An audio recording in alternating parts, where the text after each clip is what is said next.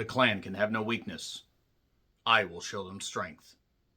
Predator Badlands is the latest entry in the long-running Predator franchise. This stretches back all the way to 1987, and through several different directors and several different visions, such as the Alien v Predator spin-off stuff that really wasn't all that well received, and even to the streaming platform of Hulu with Prey and Predator Killer of Killers respectively, we have basically had quite a cornucopia of Predator movies, and now, thanks to Prey, mainly because that film really should have been in theaters, the very gifted and gorgeous Amber Midthunder happened to be a terrific lead, got way too much hate because she's a woman and a lead, and did really goddamn well.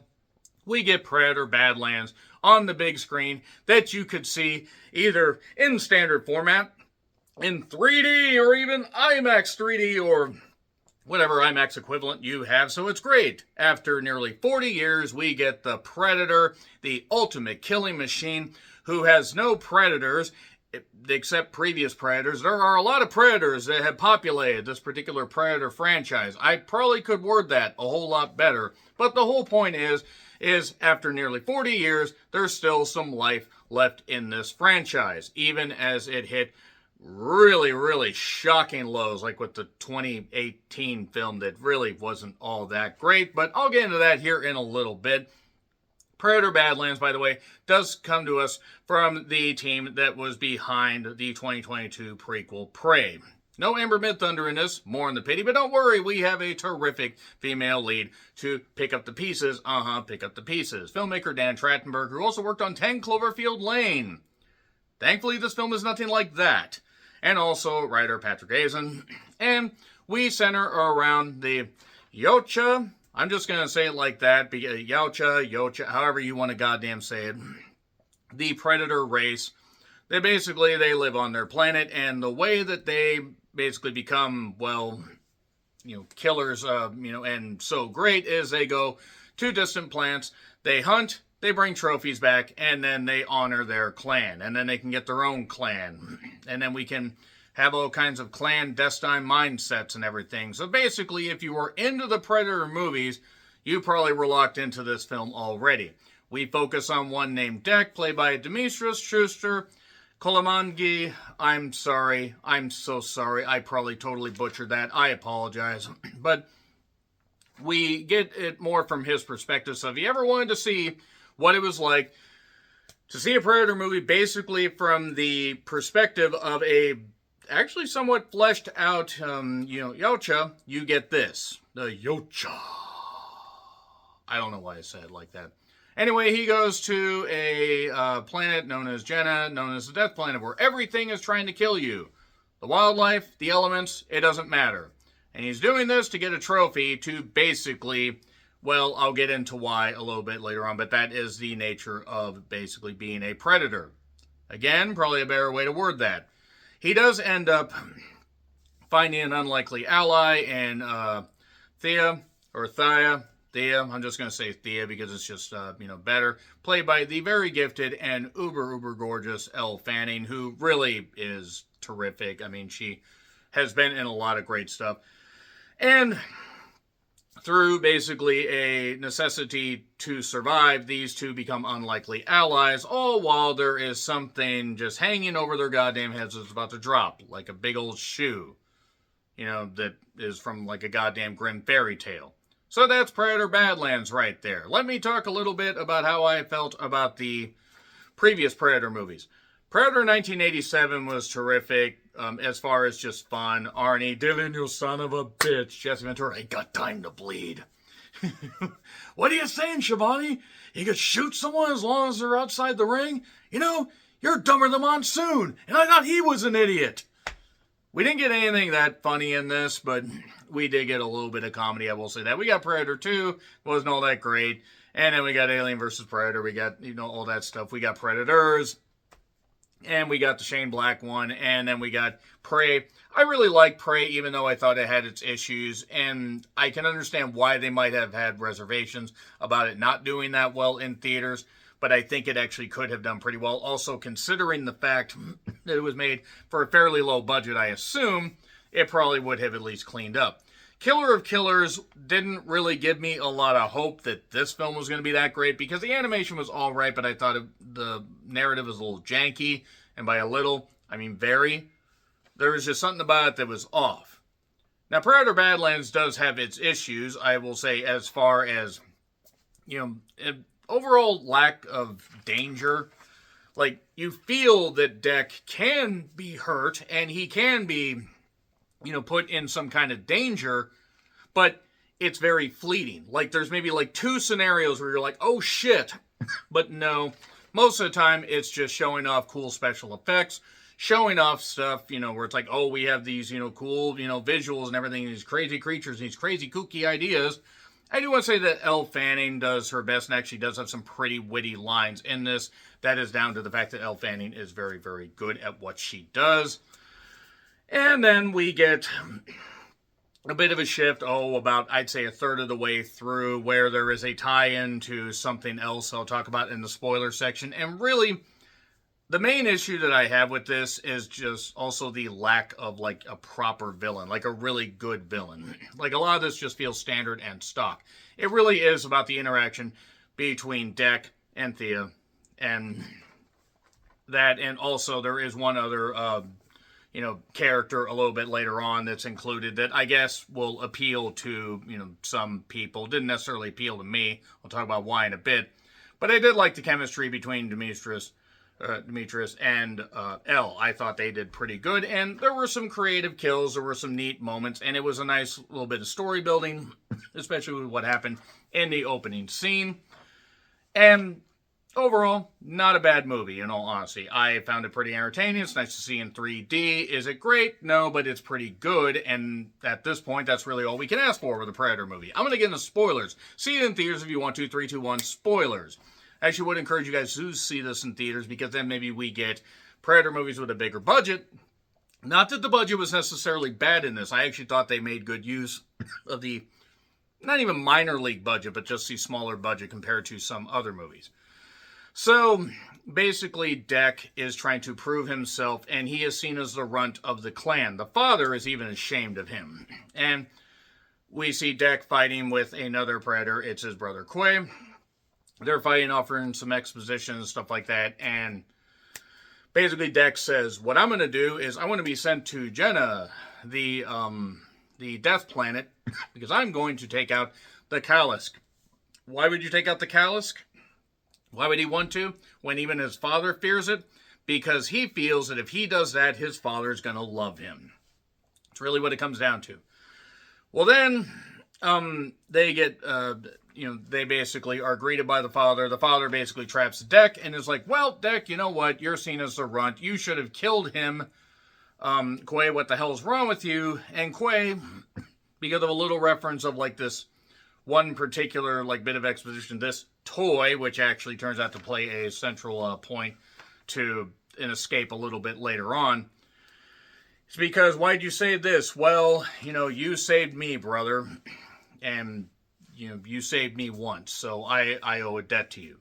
And he repays that debt, basically, when the father tries to kill him, has him trapped in these weird laser things. Quay basically sends him into the ship and sends him off to Jenna. Not before, by the way, not reaching his sword. He reaches the little arm dealy that they have to, the control device to send the ship off.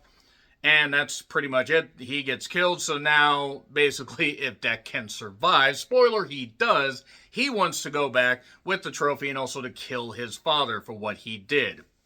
That's really about all that you get. He crash lands on the ship. We get this weird, stick stuff thing with these, where it's like the weird tendrils or the weird, black stuff that was in Princess Mononoke. Like that, except it's all in the trees. There are other, there are, like, creatures called, like, the Ludabug. It's like this giant, weird, creature that's in the woods that reaches through and does all this stuff. Lives in the trees. And there are pterodactyl-type creatures. The planet's really just a fucking goddamn mess. It's almost as dangerous as Tacoma. I kid, of course, I kid. Sorry to the 5 people with internet that are watching from Tacoma. I kid, of course. So... Now that he's trying to basically find a way to get that trophy and get back to his planet, because the idea is you find your trophy, you catch it, or you don't return. Well, he ends up in a field with some weird poison dart things that are going on, and like weird things that expand and shoot out poison darts. There's also this weird pterodactyl type creature that he's trying to avoid, but then he hears a voice, and it's Thea, and basically Elle Fanning is saying, hey, by the way, I'm up here. If you help me, if you send me a weapon, I will find a way to get myself free, and I will help you out. Because, he gets hit by one of the needles, and, well, you're fucked. But then he does that, she manages to get that, and just as a pterodactyl creature, whatever is trying to get, she kills it. Okay. How did she manage to do this? This is a good question, by the way, because she doesn't have her legs. She doesn't have her legs, by the way, because she had an encounter with the Callisk, and she lost her legs. And there's something she's not telling him, by the way, but it's a way to earn trust. He builds kind of a backpack-like thing, has her on there. Kind of like Alien Resurrection, except there's no weird short French people in this. Sorry to the French that are watching this. But they end up, going on the hunt for certain things. There's this weird rhinoceros thing with a weird, nasty little tonguey thing that's chasing them. And also there's a weird thing in the woods, the Ludabug. They're having some interactions. Elle Fanning actually has some pretty witty lines in this. And then they run into something that's a weird little creature that's almost like a lizard frog-like deal that actually ends up saving both of them when it looks like this Ludabug's about to kill them. Does this weird thing where it kind of forms itself a shell, shocks the deal when it tries to bite down, and there we are. So Deck and they end up saving it, and she later names it Bud. Bud kind of takes a liking to Deck, shall we say. She is able to translate the language and speak whatever, so it seems like she's speaking English to us, but she's really speaking the language to everybody else, including Deck.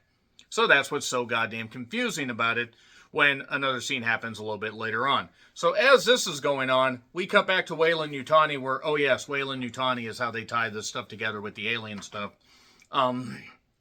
Because those universes are just connected like that. Anyway, so Weyland-Yutani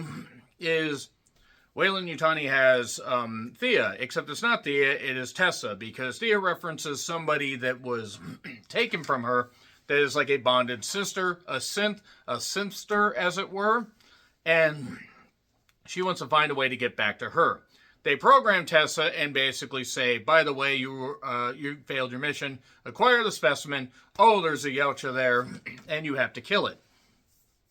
And basically, Thea's a good part, Tessa's a bad part. They're both, by the way, played by Elle Fanning, because they saved on costs there. There's no human characters in this. There's a lot of monster violence in this, which they can get away with making a PG-13 for that. They show any human violence would be a problem. So, they learn to trust each other. Deck doesn't realize why she needs to go get her legs and stuff like that, and how she got separated from her legs. They do eventually end up getting separated from Bud when he basically says, well, Bud may have saved us, but I don't need them. And I just need you as a useful tool, because that's how he references her, or it. And she also talks about wolves, being like alpha wolves, being the leaders of the pack, the ones that are smart, the ones that make the best leaders, the ones that are doing, the ones that basically make sure that they protect their own. They protect their clan. And that's something that's going to come back a little bit later. He references Wolf. Not the 1992 Jack Nicholson-Michelle Pfeiffer movie, which is certainly odd. But Bud is left behind. Bud's out of the picture for a little bit. I will say the design of Bud, I kind of knew where they were going to begin with, but it's like I found that character a little bit irritating. I know why that character's there, but just some of the comedy didn't necessarily work for me. I think some of it was alright. I thought it was a little too cutesy, because again, that takes out the element of danger. I'm not saying you need to be dark, dank, and so serious that you can't have a little fun, but I thought Elle Fanning provided enough fun, and this was going a little bit too into the cutesy mascot, let's get some toys out way of marketing. But they end up eventually finding the wreckage where Thea is going to try to put her body back together. She finds her legs, is going to do that. She's trying to do some repairs, and then it turns out that she has alerted Tessa because she knows that Tessa is going to come there and bring this crew. We see Tessa bringing a crew and setting fire to these weird stick, Ludabug-like things. And the idea is, since Tessa's the evil one, she doesn't want anything bad, or she being Thea doesn't want anything bad to happen to Deck. Deck feels betrayed, but also feels a bit of loyalty to her. So even when he does run into the Callisk and is trying to kill it and slices it down the middle, it regenerates. He cuts off the tail, it regenerates. Don't worry, he can cut off the head and it regenerates. So that's why it's impossible to kill. That's why even the father feared it. And boy, oh boy, it's not going all that well until Thea shows up. She has a gun because she got separated from her legs again, couldn't quite get him reformed. And he did end up saying, "Fine, your own way back, tool." No thank you, no, none of that, because predators hunt alone. And we get like a little more with the Callisk, but Tessa also looked at the ship, the ship that Deck crash landed in, and found a bunch of weapons, including those freezing bombs. Managed to get a freezing bomb in the Callisk, and also froze Deck there. So he's a frozen Deck. I'm sorry. They end up on the Weyland-Yutani tank payloader thing, and they're just going along. Thea is captured, and Thea is basically going to be decommissioned because she doesn't have her legs. She's no longer useful. And Tessa's like, we need to complete our mission. Mother will be very happy. And they're experimenting on Deck and trying to figure out what makes him tick because he's seen as a runt. And Thea's trying to save him. She's trying to do everything she can, but brain scan, weird stuff, all that. And that toy that was referenced earlier is brought in. And because Tessa takes off, for another room, she says to these other, synths that are they're more like the stormtroopers or the red shirts. They really only serve a purpose to get blown up. Hey, what is this? And, because she's speaking the language, she basically lies about what it is. I'll say it's a map, but you got to do this. It blows them up. It basically ends up freeing them. And she being Thea says, hey, get away. Deck, get away. So now he's got to get to the Weyland-Yutani base, and he's got to figure out a way to use the elements. When they were doing their journey, there was a trip through this, little creek area with some weird, like worm-like things that you had to use certain, little, eggs or little bug, whatever, to feed them to make them earn your trust. And they could throw out barbs and stuff like that. There was a thing with exploding larvae earlier, pretty much one of the first things he encountered, where I'm like, boy, I bet that won't factor into the finish at all. It does. And he has to figure out a way to make his own helmet, bone armor, that kind of stuff. Make this. Oh, and Bud shows back up. Because he figures out, after Bud had sneezed on him, marking him, and the Callisk could have gone for the kill but didn't, it's because that's the mother. That's the big reveal right there. So he realizes, wait a second, that's a child. That must be the mother. I don't need a trophy. I need to reunite you with your goddamn mother. Also, I need to go get my android friend, my synth friend. So he does that with some fairly creative kills and some fairly good stealth, and the weird, and Bud is just ripping androids up and stuff like that. And some of it, I guess, sort of works, but a lot of it just feels a little too cutesy, but I digress. And we do get a scene with the exploding larva that explodes all of them, which actually was pretty goddamn creative, admittedly. I didn't think that was that bad. But what ends up actually being the funniest thing about all this is you get, some other creature that comes in. You get somebody that's even cuter than Bud that comes in, and I was telling you about this movie when I got home, and I told you about Bud, and I said if you would have just taken their call, you could have been on the big screen doing all these great things and not putting your claw almost in my eye for no reason. For no reason. I have never done anything to you. I have never done anything bad. This is Sir, by the way. This is Sir, isn't it? This is Sir. This is the big kitty. This is the producer that basically is just, the sweetest little thing, and he's just like Bud. But I was telling you that he almost lost his life, but Bud was able to save him. And then he was able to help rescue Thea when he freed her legs from that little, pinch down area. And then her legs ended up choking a guy out. And you looked at me weird because I said I wouldn't mind being choked out by Elle Fanning's legs. Why would you look at me all strange like that? Why would you look at me all strange? Okay, I'll put you down. So anyway, that's basically it right there for the producer's appearance. His, monthly appearance. But anyway, yeah, we do get some comedy with, Elle Fanning's legs, her disembodied legs running around and choking out people. And again, being choked up by Elle Fanning's legs wouldn't be the worst thing in the world, but I don't have issues. Shut up. Essentially, what ends up happening from here, he's trying to free the Callisk. He's able to. Somehow off screen, they're able to free it. And she reforms, being, Thea. She reforms, so she's able to do whatever. And everything's good, except then here comes Tessa in the P5000 payloader. Get away from her, you bitch, that thing. Or a ramped up version of it. And she's got the little, the shoulder laser targeter thing. And she's even got some of those freezing bombs. And Tessa is going to take down Deck. But then the Callisk, shows up, and well, things are kind of turning a little bit shitty for Miss Tessa there, because Deck's ripping out the stuff, Bud's beating up all these things, and the Callisk ends up eating Tessa, and that's it. Everybody's fine. He's got his own clan, and then it freezes and explodes because Tessa's still there. Even though her hair is gone and all that, Tessa's still there. And then Tessa gets destroyed, gets stabbed through the goddamn neck. And then Bud rips off the goddamn head. So we had a bonding moment just before the thing exploded, and now this is happening. And that's pretty much it, except to go back to the planet. He goes back with the head of Tessa and says, "This is my trophy. Oh, you were always weak." But then he ends up figuring out how to use the elements and stuff like that. So he fights his dad. And his dad has a cloak device, and Deck didn't this whole time. But then he uses dust from the ship, and to send stuff out and everything. Uses dust from the planet with something from the ship, and figures out a way to kill his dad basically, and that's it.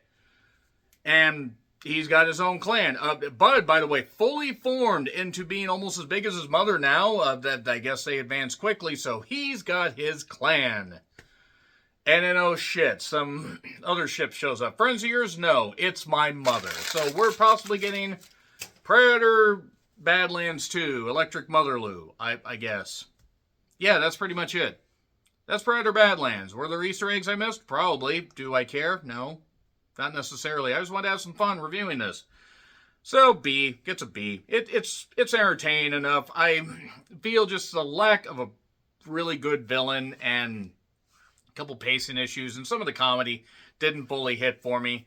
I thought it was fine. I'm glad this got a theatrical release. I wish Prey had, but nevertheless, let me know your thoughts in the comments. Like, share, subscribe, Twitter, Letterboxd, Blue Sky handles in the description. I'm John Rittland. Until we go into the Badlands again, happy trails to you.